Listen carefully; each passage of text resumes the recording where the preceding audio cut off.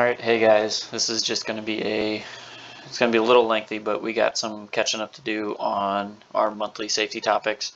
So as you can see, we're starting all the way back in March, going to go through November now, and then look for a December one to be coming out shortly. So everybody should have a safety packet. If you don't, no sense in watching any further. Please contact me so I can get you your safety packet. That way you can follow along. For everybody that does, just kind of follow along. I know it's a thick packet. Some of the sheets in there are strictly informational, but other than that, I will show you kind of just highlight a few things where we need to print and sign. So that being said, let's go ahead and get started with March. March's safety topic was just hand and power tool safety. So some quick highlights. Just make sure you're inspecting your tools. Make sure they're free of major defects on a regular basis. Now that does not mean, sit there and inspect your tools for 5 minutes. Basically, when you're grabbing your tool, just give it a quick once over before you start using it. Any electrical power tools, make sure that that ground prong is intact. That's protecting you, making sure you don't get electrocuted. And we'll kind of cover that again a little later. As company protocol, just make sure you're wearing proper PPE, safety glasses, any gloves that are needed. When using cutting tools, just make sure that you're cutting away from your body. That way, if something breaks loose, you're not going to jab it into yourself or get yourself hurt. At the bottom of that page, if you wouldn't mind just kind of printing and signing. Moving on. How to prevent cut injury. Again, one of the biggest causes is just in a hurry, taking shortcuts, including following proper safety procedures. Also, just failing to wear proper cut-resistant gloves. Make sure your tools are in good condition. If you're using a razor knife, make sure you got a good fresh blade. That way it cuts easily and you're not getting hung up with a dull blade. Also make sure you got good housekeeping. If you're kind of tripping or if you got stuff scattered everywhere, you're tripping and stepping over stuff, better chances of falling and getting hurt on something. Also, when you're using kind of a good force of things on something, make sure you're kind of thinking ahead that if something were to break loose, where is that force going to go? We've seen that a lot where we're using a drill or something, putting a lot of force on something and something slips, and basically all that momentum, that happens a lot when you get busted knuckles and stuff like that. So just keep that in mind. Highlights, just again, inspect your tools, keep your work area clear. On the bottom of that page, if you wouldn't mind printing and signing. The next sheet is strictly information about utility knife safety. We use them every day. I'm not going to bore you guys with the details on that sheet. Moving on to April. April, we had fire extinguisher use. So I don't know if everybody knows, but we did have kind of a recent incident where a dryer vent caught fire caused by sparks from when we energized an existing electrical circuit. Luckily, the technician on that job knew exactly where his fire extinguisher was, grabbed it, and was able to put the fire out with any major damage. These top items here, we do quite a bit of work that exposes us to fire hazards. We're working with hot stuff, brazing, soldering. I know we got some smokers. Just make sure you put your cigarette completely out before throwing it in a trash box. And then also make sure you know where your extinguisher is on your truck. For the lead guys, hopefully you guys know where it is. For your apprentices, again, make sure you are very familiar with where that fire extinguisher is on the truck. That way, if something does happen, we can get to it very quickly and prevent anything major from happening, and can stop it fairly quickly. Bottom of that sheet, just need to print and sign. Going to electrical safety, all of our trucks should have a GFCI kind of cord adapter.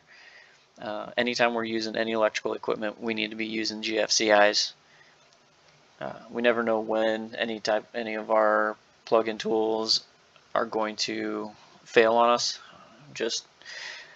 I think there's quite a few guys that weren't here, but a few years ago there was a kid, 19 years old, just getting started in his career, working for Viviano over in Collinsville. Walked out to check the vacuum, grabbed the vacuum pump, and got electrocuted and killed. Had that been plugged into a GFCI, that would have tripped and eliminated the risk. So make sure you're plugging into a GFI, and also make sure if there's supposed to be a ground plug, make sure it's intact. Just print and sign. This next page just kind of goes into what exactly a ground fault is. Basically, it's monitoring the electricity flow to and from whatever device is being used, and if there is a deviation, it will trip. If there's deviation, that means that the electrical current is finding an alternate path, which a lot of times is either going to ground or it's going to somebody. So that is what makes that GFCI trip. Just print and sign on that. This next page, information. This bottom one here is typically what we're going to see on a truck, whether it's a single outlet or a 3-prong. If you do not have one of these on your install truck, please let me know. All of the trucks should be outfitted with them. So if you don't, let me know and we'll get you one. Moving on to July. July is securing loads. Not going to spend a whole lot of time. Just make sure everything is strapped down and secured and that it's not going to shift on you. We did have an incident quite a few years ago where the load shifted. We lost an indoor coil on Interstate 64 and caused a 2-car accident that backed the highway up for about a mile or two.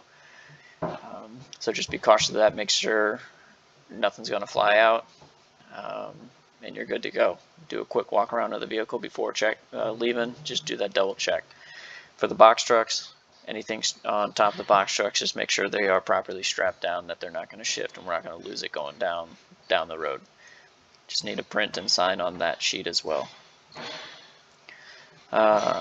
We don't do it very often. Majority of the time we're hauling the scissor lift, but we do have a trailer hookup procedure. I'm not going to go in detail over it because it's not that often, but there is a procedure. This next page kind of highlights that, and then the page after that is a sign-off sheet. So whenever we are hooking a trailer up, it is a 2-person thing to make sure that things are double checked, because we don't want to lose that trailer going down the road. Typically it's going to be whoever is loading, going to be hauling the trailer, and then one of the warehouse guys or Adam Brooks that is going to be that double check. Again, not going to go into detail, just making sure you guys are aware that there is that procedure. Just need a print and sign on that. Moving into August here. This first page is just informational, kind of about ladder safety, and then we get into this toolbox talks about ladders, do's and don'ts. I just kind of highlighted the do's of what to do properly. Again, I'm not going to read through these verbatim here. If you're interested, feel free to read through them. A couple true or false questions. Print and sign on this sheet. The following sheet go into a little more detail. When you're using fiberglass ladders, whenever you grab them off the truck, just do a quick inspection of them. If that polyurethane coating on them is wearing thin and the fiberglass fibers are starting to get exposed, let us know that ladder is getting worn. We need to get it replaced. Never use the top step of a step ladder. I unfortunately have seen a few guys do this around our office. That if you got to use the top step, you need a taller ladder. Simple as that. There's too big of a risk of us falling off that top step. Also with step ladders, don't use them when they're leaning up against the wall. Those are intended for an A-frame ladder. Always open it up. Just because if it's leaning up against the wall, the higher you climb, the more chances that it's going to slip out from under you. And then also try to keep your working area as close to the ladder as possible. If you're having to overreach or anything, move the ladder. Don't be working off balance outside the ladder. I just need to print and sign there. Again, step ladder safety. Just read through these bullet points on your own. I'm not going to do it in this video. And then on the bottom of that page, print and sign. Moving into September. September is hearing protection. Again, not going to go into a whole lot of details. 2 choices that we have here are, we either got earphones or we have earplugs. We keep a pretty good stock of earplugs in kind of the cabinet in the warehouse. If you need some, ask myself or Bob or Craig. Otherwise, get yourself a pair of earmuffs. Again, they're only going to help if you're wearing them properly, and they're only to deaden the noise, not completely eliminate it. So when you're around loud noises, please protect your ears. Print and sign on that page.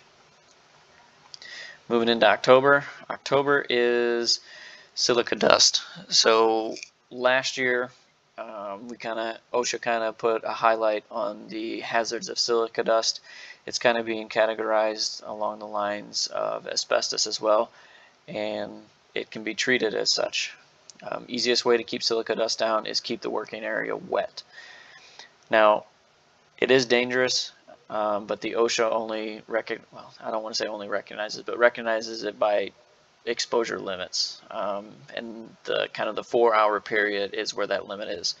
Majority of the time when we're working around concrete dust, which is where silica typically is, it's for maybe a half hour at the most when we're drilling through the side of the house for flue pipes, and even then we're not creating a whole lot of dust, but that is where our biggest risk is. I know we're going to be drilling some holes for anchors every now and then, but our risk is not that great. What they're looking at, what OSHA is looking at, is big walk behind concrete saws, in big kind of construction projects. Like I stated earlier, easiest thing to do is keep the work area wet, keep the dust down, and then work smart.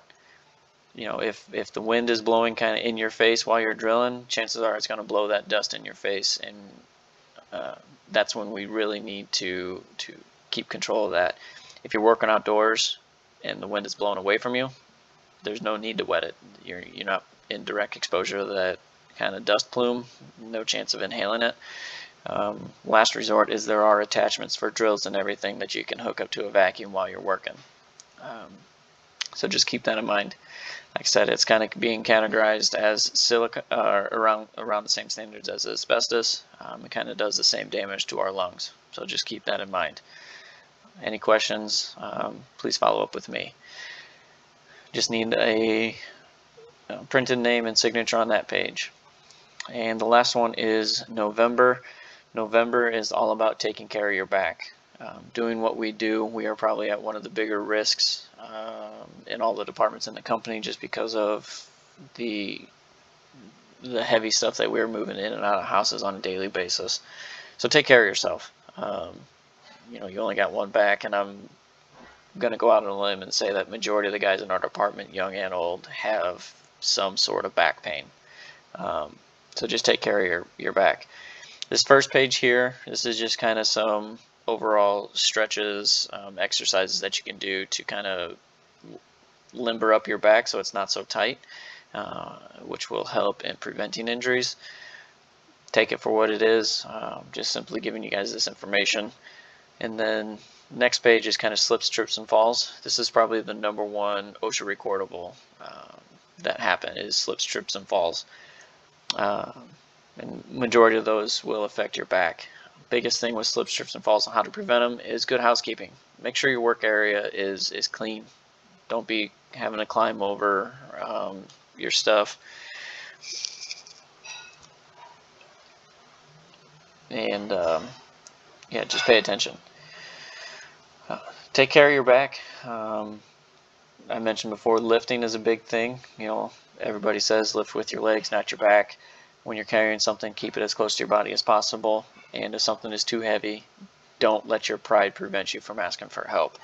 A lot of people say work smarter, not harder. That includes working as a team to move heavy objects.